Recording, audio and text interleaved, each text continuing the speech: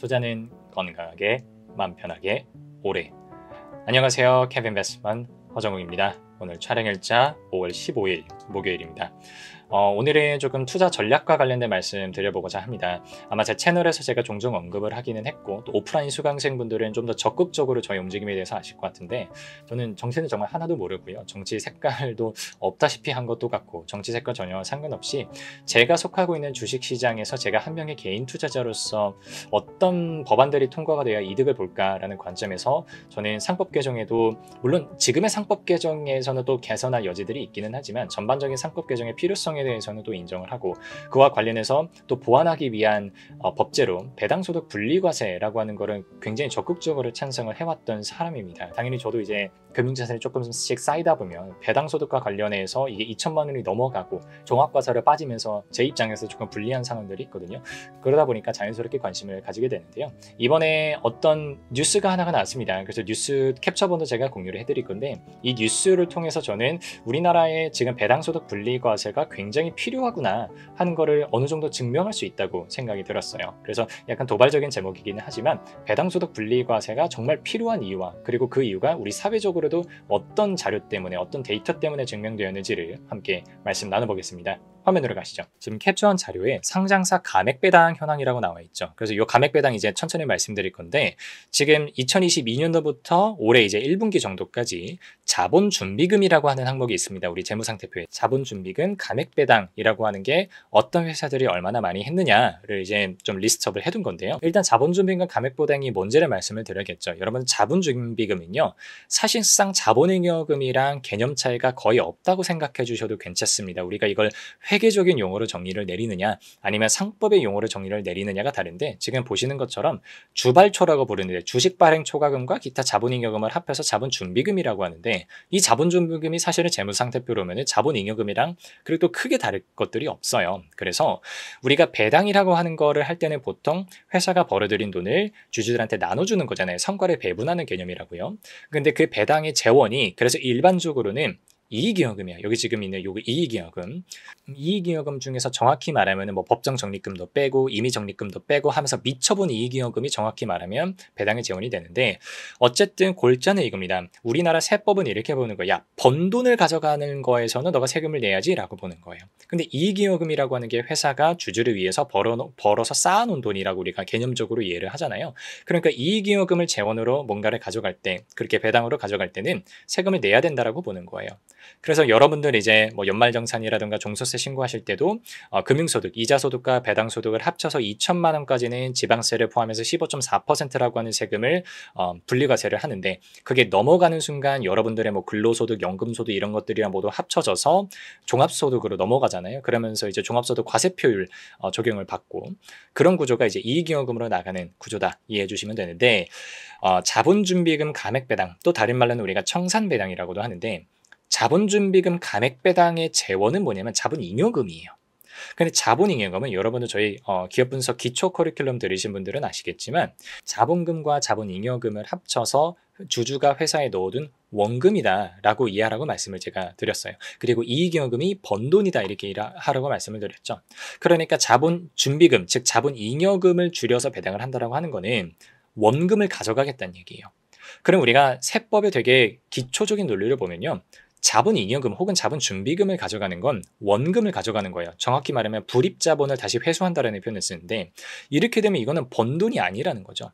그래서 세금을 거의 안 낼 수가 있게 됩니다. 이게 경우에 따라서 조금 다른데, 정확히 말하면 뭐 조금 뭐가 이렇게 액면가 비해서 많이 돌려주고 이렇게 되면 의제배당이라고 하는 걸로 해당이 되는데, 어쨌든 우리가 이익잉여금을 재원으로 일반적인 배당을 받을 때보다는 세금이 굉장히 많이 줄어든 수준으로 배당을 사실상 할 수 있게 된다 이렇게 이해해 주시면 될 것 같아요. 그래서 제가 수치를 좀 찾아봤어요. 자본준비금 감액배당을 선택한 기업들이 어떻게 되느냐라고 보니까 2022년도에 31개서부터 시작해서 23년도에 38개, 24년도에 79개, 그리고 25년도에 130개까지 올라와 있습니다.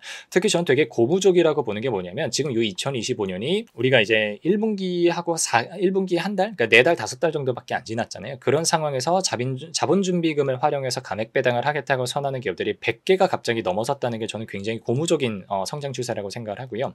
배당액을 확실하게 결정하지는 않았지만 자본준비금 감액을 결정한 그 금액이 어떻게 됐냐 그러면 2022년도에는 5조 5천억 정도밖에 안 됐습니다. 근데 그게 6조 9천억, 8조 천억으로 늘더니 2025년도에는 지금 11조 4천억이 얘기가 되고 있거든요. 그러니까 분명히 기업들이 어떤 이유에서인지는 우리가 다 특정을 할 수는 없겠으나 자본준비금을 이익기금으로 전입시켜서 배당을 할 준비를 하는 기업들의 그 니즈가 분명히 높아지고 있다, 이렇게 보시면 되는 거죠. 그러면 도대체 기업들이 이런 결정을 왜 하느냐에 대해서 우리가 생각해 볼 필요가 있을 거예요. 자, 참고로 지금 정말 조심해서 말씀을 드리지만 제가 뭐 기업 편을 든다거나 오너 일가 편을 드는 건 아니고요. 그들의 입장에서 어떻게 생각이 들 수밖에 없는지를 함께 이해를 해보자는 거예요. 네, 그래서 뭐 편드는 발언은 아니고요. 많은 분들이 이렇게 생각들을 하십니다. 상장사 오너들이 배당을 많이 결정을 안 하는 이유가 그냥 자기 돈 뺏기기 싫어서, 개인 주주들에게 이거 나눠주기 싫어서 라고 생각을 하시는 분들이 많으시더라고요. 물론 그런 경우들도 상당히 많을 겁니다. 그런 정말 이기적인 마음에서 안 하시는 경우도 있을 것 같은데, 한편으로는 배당을 하고 싶은데도 불구하고 세금 부담이 너무나 크기 때문에 안 하게 되는 경우들도 굉장히 많을 거예요. 그리고 실제로 저는 이제 몇몇 상장 기업들의 이제 대표님들이 있거나 뭐 임원분들 만나 뵙다 보면 실제로 그런 니즈들이 있습니다. 그래서 한번 몇 개 가정을 해보죠. 상장사 A사가 있습니다. 상당히 큰 회사라고 해보고요. 시가총액이 5천억 정도가 되는데 오너가 가지고 있는 지분율이 30%, 그러니까 한 1,500억 정도 된다고 가정을 해보시고요. 근데 이 사람이 오너인 동시에 경영진인 거예요. 이사회 의장이자 CEO 같이 겸하고 있다고 생각을 해보죠. 그래서 이분이 오너가 연봉으로서 가져가는 게 5억 정도 된다라고 한번 가정을 해보시죠. 그러면 배당을 아예 안 한 그냥 과표만, 정말 근로소득만 따졌을 때 단순 계산을 했을 때 세전 월급 한 4천만 원 정도가 뜹니다. 근데 여기서 실수령이 어떻게 되냐면요. 실수령액은 월 2,400만 원 정도가 됩니다. 연으로 환산을 하면 2억 9천 정도가 돼요. 그럼 중간에 뭐가 빠지네? 여러분들 다 내고 계시는 것처럼 뭐 4대 보험 관련돼서 빠질 거고요. 소득세 관련해서 빠질 거고요. 그죠? 그래서 그게 월 한 1,700만 원 정도가 빠집니다. 연으로 환산을 해보게 되면 2억 원 정도가 빠져나가요. 그러니까 내가 세전 기준으로 5억이라고 하는 월급 명세서가 찍힌다고 하더라도 거기서 실수령으로 받아가는 게 3억 정도를 줄어든다. 세금과 4대 보험 뭐 이런 거 합해서 2억 정도를 내야 되는 상황인 거예요. 그러니까 과세 표준이 높기 때문에 이런 일이 발생을 하는 거거든요. 근데 여기서 만약에 이분이 자기가 주식도 많이 가지고 있어서 여기서 배당을 뽑는다고 한번 가정을 해보죠. 그러면은 퍼 10배라고 치고 시가총액 5천억인데 퍼 10배면 순이익은 500억이 나오지 않겠습니까? 그럼 500억을 가정을 했을 때 우리나라 과거의 평균적인 배당 성향의 10%를 가정을 해보면 50억 정도를 배당 총액으로 쓰겠다는 얘기예요. 그럼 여기서 오너가 30%를 가지고 있기 때문에 50억 중에서 15억을 가져가게 되겠죠. 그럼 너무나 재밌는 게 15억 중에서 2천만 원까지는 앞에서 말씀드린 것처럼 배당소득 분리과세가 되기 때문에 지방세 제외하고 14%가 붙습니다. 근데 14억 8천만 원이 나머지가 남잖아요. 이거는 종합소득으로 넘어간다고요. 근데 이미 종합소득에서 세전 연봉 기준으로 5억을 찍어놨기 때문에 과표가 상당히 높게 형성되어 있는 상태에서 나머지 14억 8천만 원이 추가로 배당소득이 붙게 되는 거예요. 이렇게 되면요, 이 사람이 종합소득 금액으로 찍히는 게 앞에서 했던 5억 원 플러스 14억 8천만 원이 되기 때문에 19억 8천만 원 정도가 되는 종합소득이 발생을 하거든요. 그러면 뭐 이거 근로소득을 뗀다고 치더라도 계산을 편하게 하기 위해서 14억 8천만 원에 대해서 종합소득으로 넘어갔기 때문에 이게 45%의 세금을 부여받게 됩니다. 지방세를 뺀다고 하더라도요. 그러면 대충 6억 6,600만 원이 빠져나가게 됩니다. 이렇게 되면요, 이 사람의 입장에서는 자기가 지금 전체 세전 종합소득으로 찍혀 있는 게 5억 플러스 15억 해서 거의 뭐 25억 정도가 찍혀 있겠죠. 근데 중간에서 자기가 빠져나가는 돈이 여기서 2억이 빠져나가고 여기서 6억 6천만 원이 빠져나가요. 그럼 8억 6천만 원이 빠져나가게 되는 거죠. 그럼 자기가 세전으로 찍히는 금액에서 상당히 많은 부분이 세금 관련해서 빠져나가는 거다 보니까 자기 입장에서는 억울할 수밖에 없어요. 제가 다시 한번 말씀드리지만 그분들을 제가 옹호하자고 말씀드리는 게 아니고요. 그분들의 입장에서 우리 모두 다 사실은 경제적으로 이기적인 사람들이잖아요. 나의 이해관계에 따라서 움직인다고요. 근데 그 사람들이 오너이자 경영자로서 혹은 이사회 멤버로서 배당을 할지 말지를 결정할 수 있는 자리에 있는 사람인데 이 사람 입장에서는 배당을 해봤자 국가에 뺏기는 것들이 너무 많다고 느낀다는 거죠. 그럴 수밖에 없고요. 그러다 보니까 배당을 안 하게 되는 거예요. 그분들을 우리가 한편으로는 비판하시는 분들도 계시겠지만 또 한편으로는 이해가 되는 측면들도 있는 겁니다. 그래서 저는 솔직히 말하면 이렇게 생각을 합니다. 아무래도 저도 그러니까 팔이 좀 이렇게 이쪽으로 굽는 거는 있을 거예요. 제 고객분들께서 기업에 계신 분들이 아무래도 많다 보니까. 근데 저는 그거를 다 떼고 생각을 하더라도 이 정도 구조에서는 나 같아도 배당을 안 줄 것 같아요. 저 같아도. 저도 경제적으로 이기적인 선택을 하는 사람이고 저도 저한테 뭐 어떤 것이 최대한 합리적일까를 생각을 할 것 같은데 뭔가 승계라든지 뭐 어떤 이슈가 있어가지고 내가 억지로나마 경영권 분쟁이 있어서 주가를 끌어올려야 되는 그런 상황들이 아니라면 평상적인 상황에서는 저 같아도 이 정도의 연봉을 제가 받고 있다면 저 배당 그렇게 많이 결정을 안 할 것 같습니다. 그래서 우리가 사회적으로 생각을 했을 때는 오너분들 입장에서 그리고 경영진분들 입장에서 배당을 줄 만한 유인이 있게 만들어주는 게 저는 되게 중요한 것 같아요. 그게 조금 멀리서 객관적으로 바라보는 것 같고요.